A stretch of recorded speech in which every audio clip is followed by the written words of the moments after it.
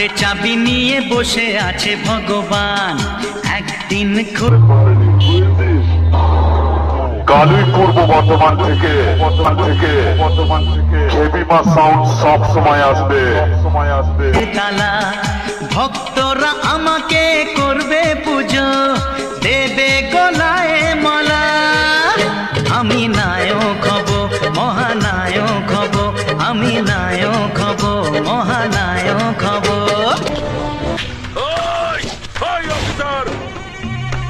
তুমি নতুন অফিসার হয়েছো তাই বোধহয় আমাকে চেনো না। তোমার সিনিয়রের সঙ্গে কথা না বললে তুমি বুঝতে পারবে না আমি কে।